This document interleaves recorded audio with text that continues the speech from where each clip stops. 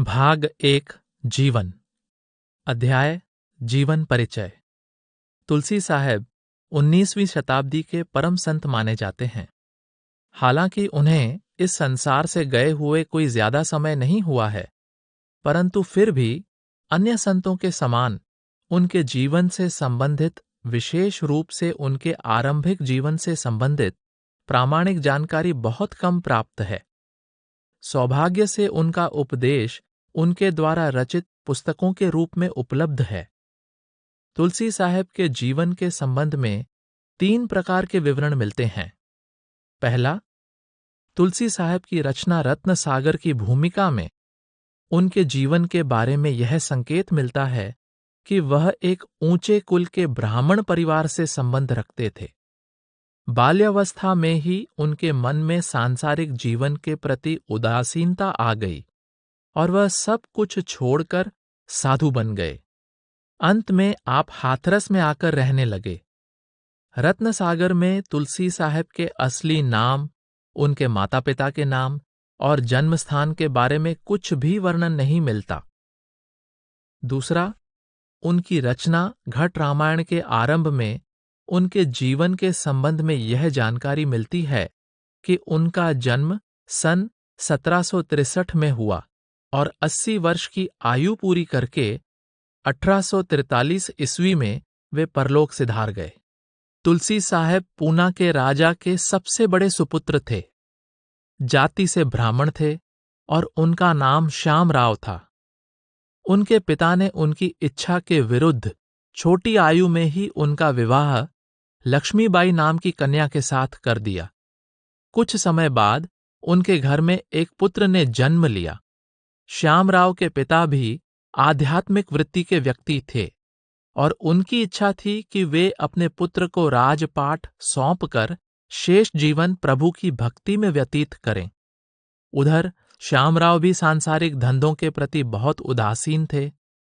संभवतः इसी कारण वे ताजपोशी के लिए नियत की गई तिथि से एक दिन पहले ही शाही महल से गायब हो गए। तलाश करने पर भी जब वे न मिले तो इनके छोटे भाई को शाही गद्दी सौंप दी गई। इस वर्णन के अनुसार श्यामराव कई वर्षों तक जंगलों, पहाड़ों, कस्बों तथा शहरों में भ्रमण करते रहे और अंत में यूपी के हाथरस शहर में आकर रहने लगे तथा शेष जीवन उन्होंने यहीं व्यतीत किया। यही श्यामराव बाद में तुलसी साहब के नाम से प्रसिद्ध हुए। क्षिति मोहन सेन, रामकुमार वर्मा, P.D. बड़थवाल और परशुराम चतुर्वेदी सहित अनेक विद्वानों ने रहस्यवाद और रहस्यवादी साहित्य के बारे में खोज करते हुए ऊपर बताए गए 2 स्रोतों में से किसी एक के आधार पर तुलसी साहब के विषय में अपने विचार निश्चित किए हैं। तीसरा, कुछ समय पहले महाराष्ट्र के एक प्रसिद्ध इतिहासकार श्री विट्ठल R. ठक्कर ने पेशवा वंश के अभिलेख के आधार पर इस वंश के संबंध में शोध किया।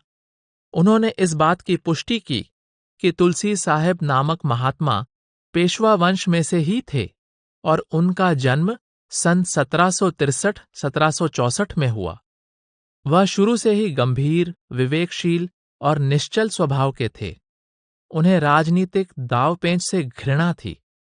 वह पेशवा राजनीति के दावपेंच से तंग आकर सन 1804 में पूना छोड़कर बनारस आ गए और सन 1808 में हाथरस में आकर रहने लगे। कुछ इतिहासकार ठक्कर साहब के इस निर्णय से सहमत नहीं, क्योंकि अमृत राव ने 1824 में देह त्याग दी, जबकि तुलसी साहब 1843 तक जीवित रहे। इसलिए तुलसी साहब के आरंभिक जीवन के बारे में अब तक निश्चित तौर पर कुछ भी नहीं कहा जा सकता। उक्त संदर्भों से निम्नलिखित तथ्य सामने आते हैं जो काफी विश्वसनीय प्रतीत होते हैं। पहला, तुलसी साहब ऊंचे घराने से संबंध रखते थे और पेशवा वंश के राज परिवार में से थे। दूसरा, उनका जन्म 18वीं शताब्दी के मध्य में हुआ। तीसरा, उनके हृदय में संसार के बजाय परमार्थ की लगन थी। चौथा, वह अपने शहर से अचानक गायब हो गए। संभव है कि उन्होंने अपना नाम श्यामराव रख लिया हो ताकि उन्हें कोई पहचान न पाए। 5वां, उन्होंने बहुत दूर दूर तक भ्रमण किया, परंतु अंत में वह यूपी में अलीगढ़ जिले के कस्बे हाथरस में आकर रहने लगे। 6, वह दक्षिण की तरफ से आए थे, जिस कारण वे दक्षिणी बाबा के नाम से प्रसिद्ध हुए। स्वरूप। संत दास महेश्वरी ने तुलसी साहब के स्वरूप के विषय में यह विवरण दिया है। वह लगभग 6 फुट लंबे, गोरे और पतले शरीर के थे। उनके मुखमंडल पर अलौकिक तेज और अद्भुत प्रकाश दिखाई देता था। उनका मस्तक चौड़ा था और नेत्रों में से तेज झलकता था। उनकी लंबी दाढ़ी थी और चेहरा बहुत प्रभावशाली था।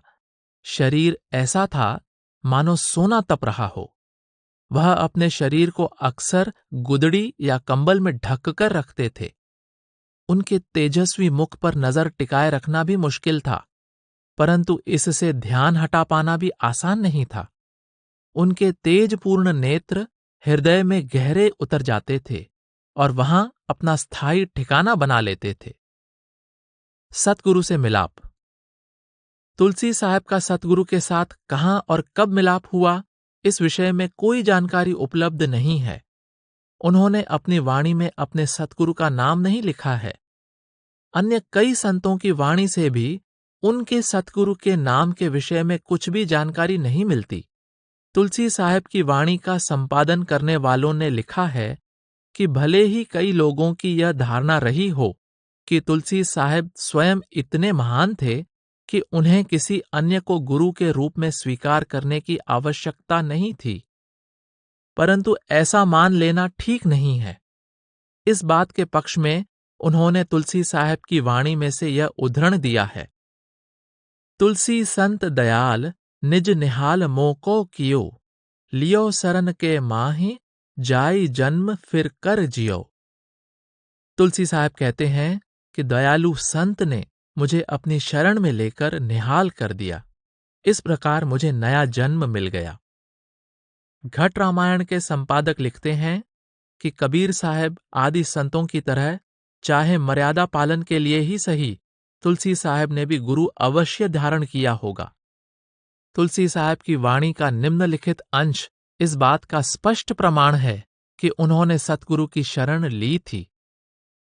मैं लोहा जड़ कीट समाना, गुरु पारस संग कनक कहाना, कंचन भया सोन सुख माना, सो सराफ की तुलय दुकाना, पुनि गहना गढ़ी कीन सुनारा, तोड़ मोड़ बहु भांति सवारा, पुनि पारस नहीं सोन कहाना, सोन सोन जुग जुग जिव जाना, तुलसी सतगुरु पारस कीना, लोहा सुगम अगम लखि लीन्हा।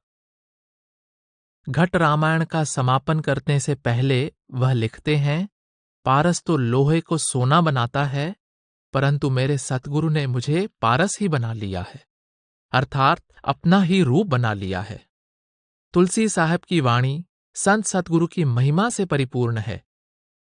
उन्होंने अनेक प्रसंगों में इस बात पर बल दिया है कि अनादिकाल से यह नियम चलता आ रहा है कि संत सतगुरु के बिना स्वयं न कोई भवसागर से पार जा सकता है और न ही किसी को एक पूर्ण संत की अवस्था प्राप्त हो सकती है। सतगुरु चरण निवास निस्दिन सूरति बसी रही, संत चरण अभिलाष पल छिन छिन छूटे नहीं। यहां आप कहते हैं कि मेरे हृदय में सदा सतगुरु के चरण समाये रहते हैं। इन चरणों से जुड़े रहने की चाह कभी पल भर के लिए भी दूर नहीं होती। कही सुनी नहीं निज निज बानी, शब्द बूझ कोई संत पिछानी, मोरे तन मन दृष्टि दिखानी, सो सब कृपा संत की जानी। आप कहते हैं कि मैंने घट रामायण में जो भी आध्यात्मिक रहस्य प्रकट किए हैं वे सुनी सुनाई बातें नहीं हैं, बल्कि शब्द के अभ्यास द्वारा प्राप्त हुए निजी अनुभव पर आधारित हैं। मैंने संतों की कृपा से स्वयं अंदर देखकर सब कुछ बयान किया है और ये गूढ़ रहस्य कोई संत महात्मा ही भली भांति समझ सकता है। तुलसी साहब ने अपने आंतरिक ज्ञान का श्रेय अपने सतगुरु को दिया है, जिससे सिद्ध होता है कि उन्होंने सतगुरु के मार्गदर्शन में ही आंतरिक अभ्यास किया। सतगुरु पारस सार लगै लार पारस करे, सरै जीव को काज भरै सुरति भिन्न भवन में। सूरति शब्द मिलाप 8 अटारी चढ़ी चली, अली अगम गढ़ घाट बाट लखन सतगुरु दई। जिस सौभाग्यशाली जीव को सतगुरु रूपी पारस की संगति प्राप्त हो जाती है, वह भी पारस बन जाता है। उस जीव का कार्य पूर्ण हो जाता है। उसकी सुरत शब्द से जुड़कर पिंड और ब्रह्मांड को पार करके 8वें महल में पहुंच जाती है, जो प्रभु का अगम निज धाम है। तुलसी तुच्छ ग्रंथ घट कीन्हा, बूझै संत अगम लौलीना। मैं उनका बालक विधि गाई, सुनिहै संत बाल हित लाई। मैं अजान बुद्धिहीन अचेता, वे सुनी करें करै हित हेता। मैं बुद्धि लरिका की लरिकाई, बुद्धि बालक विधि कीन बनाई। संत दयाल दया के स्वामी, तुलसी कीनी निरख निशानी। आप कहते हैं कि मैं तो तुच्छ बुद्धि वाले बालक के समान था, परंतु सतगुरु की कृपा से घट रामायण जैसे ग्रंथ की रचना करने के योग्य हो गया।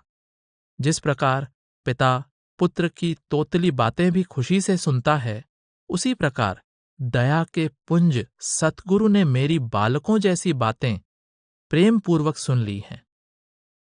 जोई जोई विधि बरतंत संत समझ मोको दई, लही जो तुलसी दास कहीं कहन घट लखि परी। कहीं लख लखन लखाव, चाव चौज जस जस भई। दही दधि माखन भाव, काड़ी तत् येहि विधि लह्यो। आप कहते हैं, जिस प्रकार दही में से मक्खन और मक्खन में से घी निकाल लिया जाता है, उसी प्रकार मैंने संतों के उपदेशानुसार अभ्यास करके अपने निजी अनुभव के आधार पर परम सत्य का वर्णन किया है। निष्कर्ष रूप में कहा जा सकता है कि उन्होंने सतगुरु की शरण में जाकर अंतर्मुख होकर अभ्यास किया और पूर्णता की अवस्था प्राप्त की।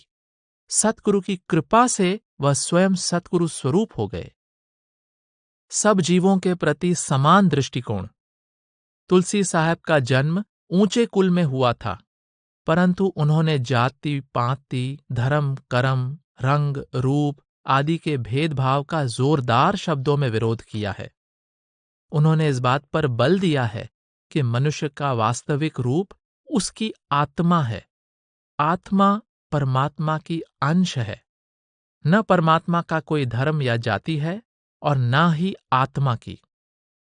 तुलसी साहब ने अपनी वाणी के अनेक प्रसंगों में इस बात पर बल दिया है कि संतों की दृष्टि जीव की देह पर नहीं, उसकी आत्मा पर होती है। इसलिए उन्हें कोई भी जीव जाति धर्म आदि के आधार पर छोटा या बड़ा प्रतीत नहीं होता। संसार के सब जीव, चाहे बड़े से बड़े पापी भी क्यों न हों, समान रूप से संतों के प्रेम और दया के अधिकारी होते हैं। तुलसी साहब के उपदेश से प्रभावित होकर धीरे धीरे समाज में ऊंची जाति के माने जाने वाले ब्राह्मण परिवारों से लेकर निम्न जाति के परिवारों के लोग बहुत अधिक संख्या में उनकी ओर आकर्षित होने लगे।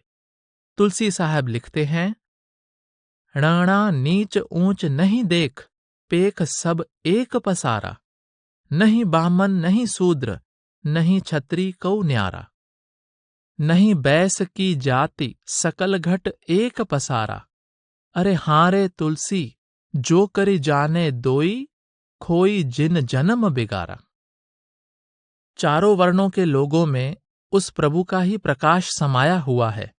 जो व्यक्ति जाति पाति के आधार पर लोगों को ऊंचा या नीचा समझता है, वह सच्चे ज्ञान से वंचित रह जाता है। उसका अनमोल जन्म व्यर्थ बर्बाद हो जाता है।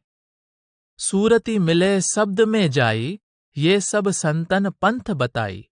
सुरति पंथ नहीं खोजा भाई, जाति पंथ का बोझ उठाई। आप समझाते हैं कि सभी संतों ने सुरत को शब्द के साथ जोड़ने का उपदेश दिया है। दुख की बात यह है कि लोग सुरत शब्द के मार्ग पर चलने का प्रयत्न नहीं करते, बल्कि अपने सिर पर जाति, पाति, धर्मों, मजहबों के भेदभाव का बोझ व्यर्थ ही उठाए फिरते हैं। तुलसी साहब का शब्द है, पंडित भल चारों वेद पढ़े, करे स्नान अचार रसोई, हांडी भीतर हाड भुड़े, भोजन करी जिजमान जिमाए, दक्षिणा कारण जाई अड़े, बकरा मारे भवानी पूजें, मूड टका बिना गाज पड़े। आप इस शब्द में विस्तार पूर्वक समझाते हैं कि ब्राह्मण इस बात पर गर्व करते हैं कि वे चारों वेदों के ज्ञाता हैं। वे अपने आप को चारों वर्णों में उत्तम सिद्ध करते हैं, परंतु पशुओं का मांस खाते हैं, मूर्तियों के आगे पशुओं की बलि चढ़ाते हैं और यजमानों के साथ दक्षिणा के लिए झगड़ा करते हैं। आप कहते हैं, ब्रह्मचीन सोई ब्राह्मण कहिए। जो ब्रह्म यानी परमात्मा की पहचान कर लेता है वही ब्राह्मण है, चाहे उसका जन्म किसी भी जाति में क्यों न हुआ हो। घट रामायण में वर्णित पूर्व जन्म का हाल। तुलसी साहब ने घट रामायण के दूसरे भाग में गोस्वामी तुलसीदास के रूप में अपने पूर्व जन्म का उल्लेख किया है। राजापुर जमुना के तीरा, जहें तुलसी का भया शरीरा, संबत 1589, भादौ सुदी मंगल एकादशी, तिरिया बरत भाव मन राता, विधि विधि रीत चित्त संग साथा, जगत भाव ऊंचा सब भांते, कुल अभिमान मान मत माते। आपने बताया है कि आपका जन्म यमुना के किनारे आबाद राजापुर नामक गांव में संवत 1589 यानी सन 1532 में हुआ। आप कहते हैं कि मुझे ब्राह्मणों की ऊंची जाति कान्य कुब्ज में जन्म लेने का मान था और मेरे अंदर इंद्रिय विषय भोगों की लालसा और नारी का मोह समाया हुआ था। आप कहते हैं, एक विधि चित रहूं सम्हारे, मिले कोई संत फिरौं ते ही लारे, संत साथ मोहे नीका भावे, ज्ञान अज्ञान एक नहीं आवे। मन में भोग विलास की कामना थी, परंतु इसके साथ ही हृदय में संतों की संगति की प्रबल इच्छा भी थी। संवत 1614 में संत सतगुरु की शरण के प्रताप से आपकी अवस्था में क्रांतिकारी परिवर्तन हुआ और वृत्ति बाहरमुखी से अंतर्मुख हो गई। आप लिखते हैं कि संवत 1614 में सावन माह की 9वीं तिथि को जब वे रात के समय ध्यान मग्न थे, तब अंदर बिजली की चमक दिखाई दी और शब्द की घनघोर ध्वनि सुनाई दी। प्रतिदिन रात को ऐसा होने लगा। पुनि प्रीति रोज रोज अस होई, एक दिवस सूरति चढ़ जोई, नील शिखर गुरुद्वारे माही, निरखा अचरज कहा न जाई, कह लग कहों विधि विधि डंडा, पुनि सब निरखे परा ब्रह्मंडा, गंगा जमुना और त्रिवेणी, कंवल माहे सतगुरु की सैनी, पद्य प्रयाग अगमपुर बासा, सतगुरु कंज सुरति पद पासा, तीन लोक भीतर सब देखा, कहों कहाँ लगी विधि विधि लेखा, जो ब्रह्मंड भरा जग माई, सो देखा सब घट में जाई। एक दिन उनकी सुरत आंतरिक आकाश को चीरकर ब्रह्मांड को पार कर गई।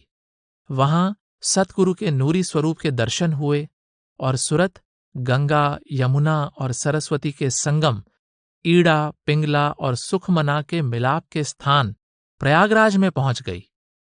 ब्रह्मांड की संपूर्ण रचना अंदर दिखाई देने लगी।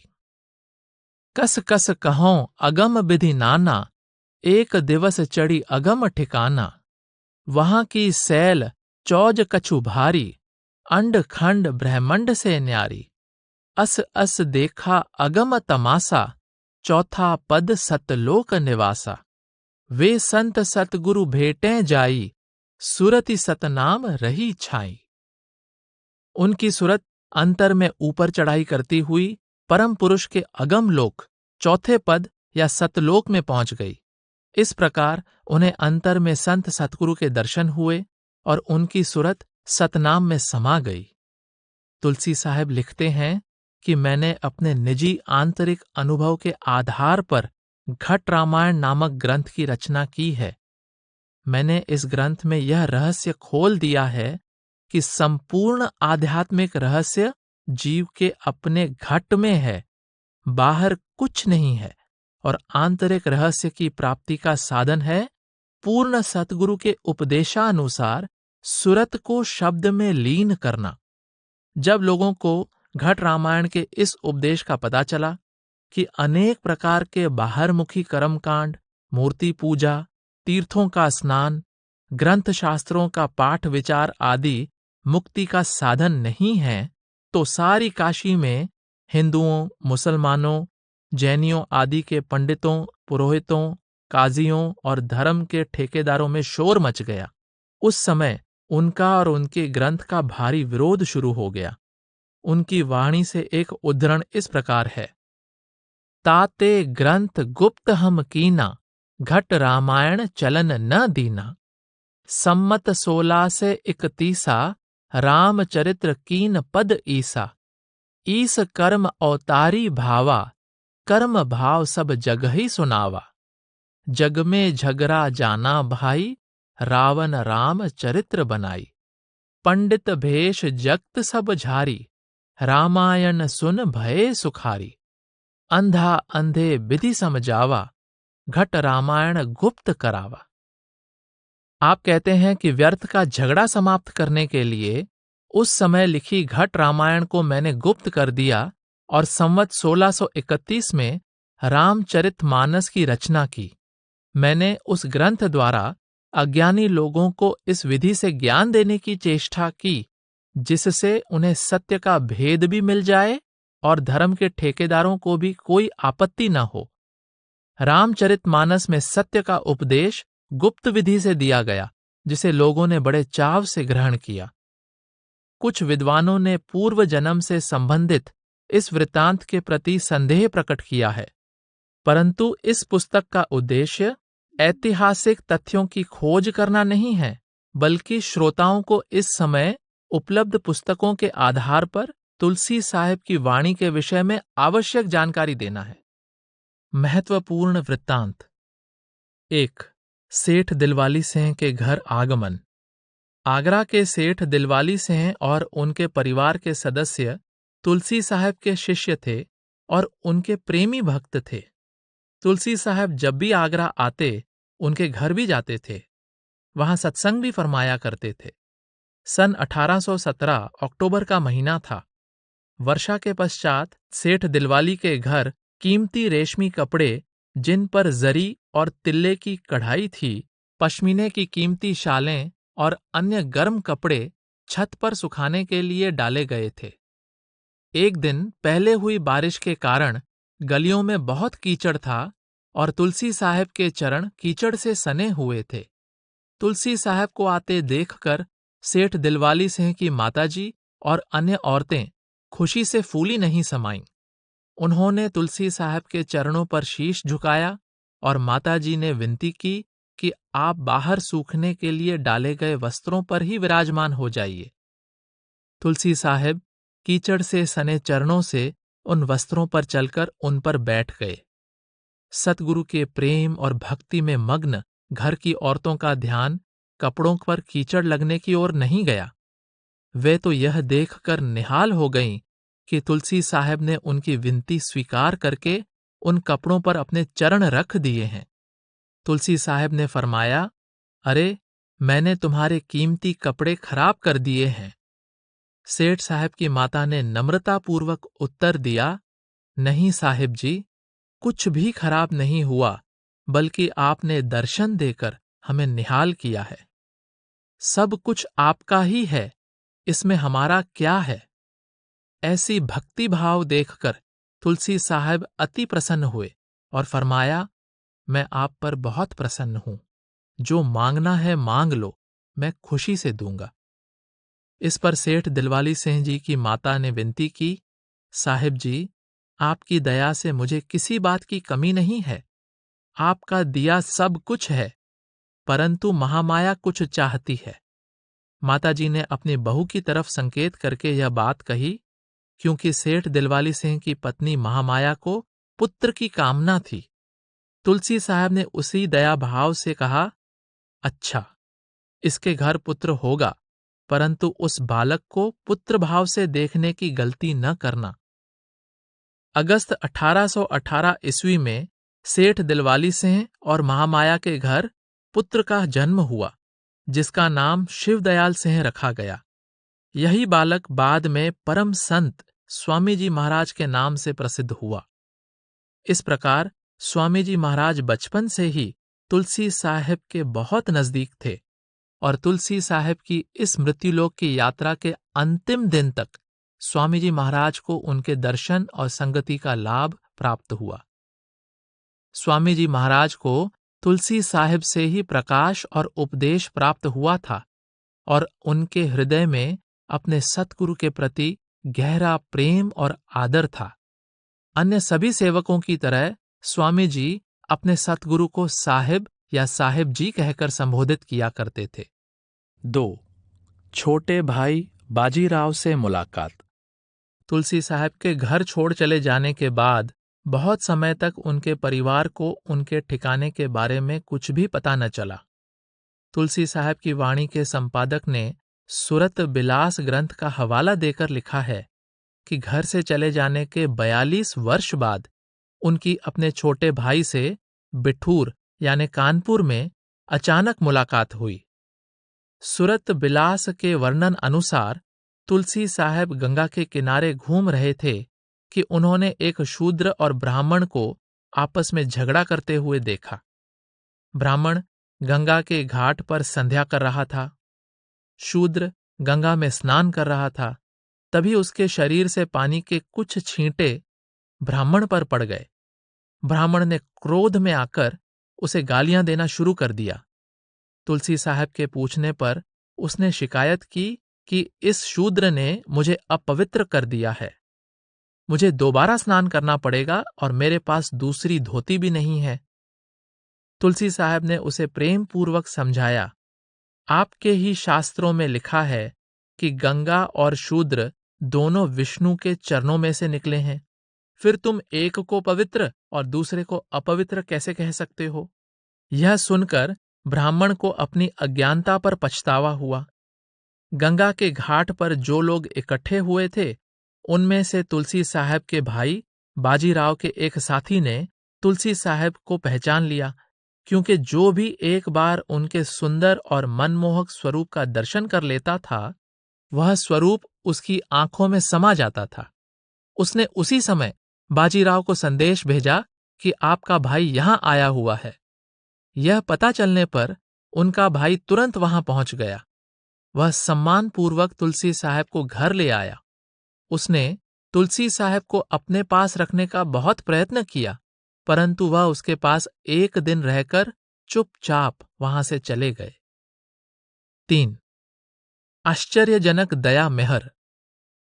एक बार तुलसी साहब स्वामी जी महाराज के साथ एक मेले में गए। जब भीड़ तितर बितर हो रही थी, तब वह सड़क की एक ओर खड़े थे। इस समय तुलसी साहब ने अपार दया मेहर से फरमाया कि जो भी जीव इस समय प्रेम प्यार के साथ शीश झुकाएगा, वह उसकी आत्मा को एकदम उच्च रूहानी मंडलों में ले जाएंगे। तुलसी साहब जैसा महान दाता तो दया करने के लिए तैयार खड़ा था, परंतु इस दया से लाभ उठाने वाला कोई नहीं था। मेले से वापस जा रहे उन हजारों लोगों में से केवल एक स्त्री, जो कि वैश्या थी, तुलसी साहब को देखकर उनके सामने आई और श्रद्धापूर्वक शीश झुकाया। तुलसी साहब ने स्वामी जी से कहा कि अपना हाथ उसके सिर पर रख दो। इस पर स्वामी जी ने विनती की कि दाता तो आप हो और हाथ मुझे रखने के लिए कह रहे हो।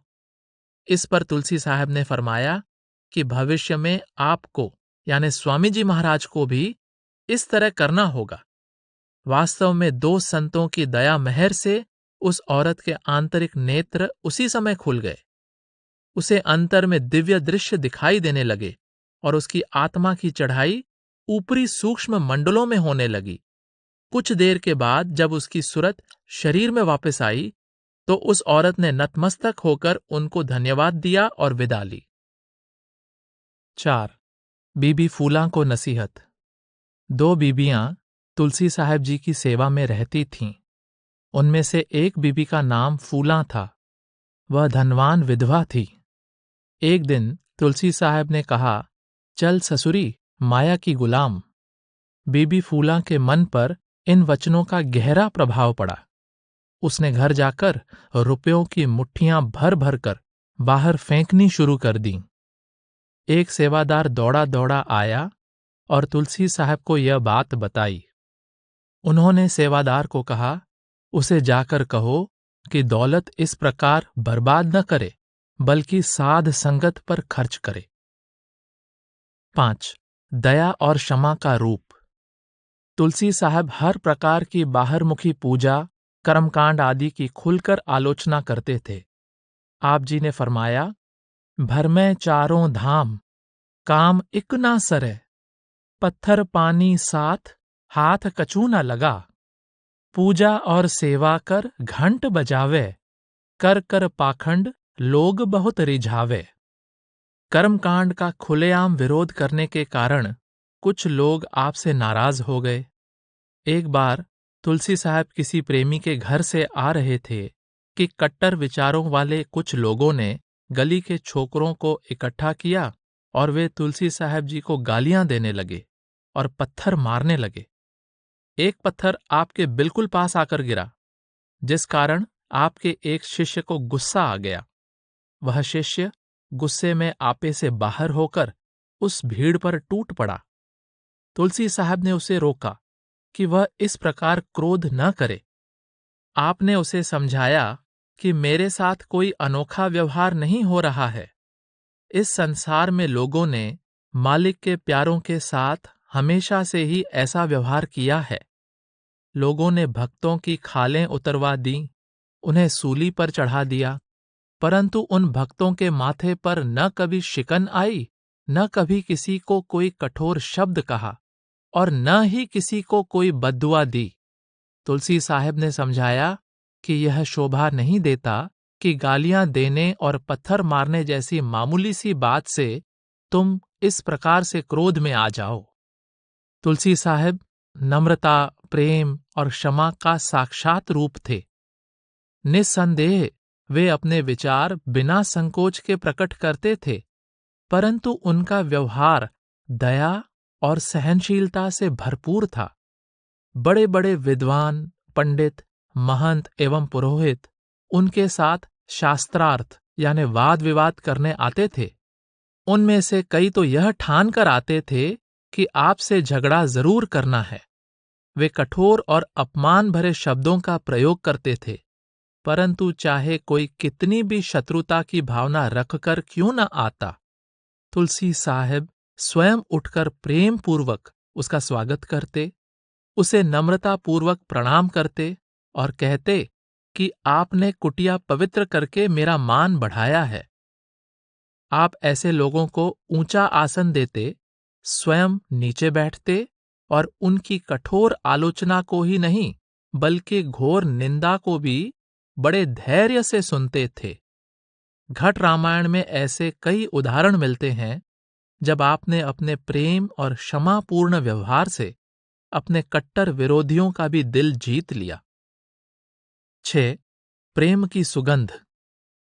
तुलसी साहब स्वयं प्रेम का रूप थे और अपने शिष्य सेवकों में भी सच्चा प्रेम देखकर बहुत प्रसन्न होते थे। एक बार आप आगरा गए और स्वामी जी महाराज के घर पन्नी गली में पधारे। आसपास की औरतों को पता चला कि सतगुरु आए हुए हैं, तो वे दर्शनों के लिए दौड़ पड़ीं। उनमें से कई घर के कामकाज में लगी हुई थीं और जिस हालत में थीं, उसी हालत में दौड़ी आईं। स्वामी जी के घर पहुंचकर वे सतगुरु के चरणों में शीश झुकाकर उनके पास पास बैठ गईं। तुलसी साहब के एक सेवक ने उनके पसीने से भरे कपड़ों को देखकर कहा कि पीछे हटकर बैठो, तुम्हारे कपड़ों में से पसीने की दुर्गंध आ रही है। तुलसी साहब ने उसे रोका और प्रेम पूर्वक कहा, नहीं नहीं, इन्हें इसी प्रकार बैठे रहने दो। तुम्हें इनके प्रेम की सुगंध का पता नहीं है। तुम नहीं जानते कि ये कितने प्रेम प्यार से आई हैं। तुम्हें इनसे दुर्गंध आ रही होगी, मुझे नहीं आती। 7. स्वामी जी को अंतिम दर्शन। तुलसी साहब स्वामी जी से बहुत प्रेम करते थे और स्वामी जी भी तुलसी साहब से अत्यंत प्रेम करते थे। स्वामी जी फारसी के विद्वान थे, इसलिए तुलसी साहब स्वामी जी को प्यार से मुंशी जी कहा करते थे। जब आपका अंतिम समय नजदीक आया तो आपने हुक्म दिया कि मुंशी जी को बुलाओ। जब स्वामी जी को संदेश मिला और उन्हें यह पता चला कि तुलसी साहब संसार से वापस धुरधाम जाने की तैयारी में हैं, तो आप जिस हालत में थे उसी में नंगे पांव तुरंत हाथरस की तरफ दौड़ पड़े। कहा जाता है कि प्यारे सतगुरु के दर्शन करने के लिए आपको लगभग 20 मील का सफर तय करना पड़ा। जब स्वामी जी वहां पहुंचे तब तुलसी साहब ने उन पर मेहर भरी दृष्टि डालने के पश्चात ही देह का त्याग किया।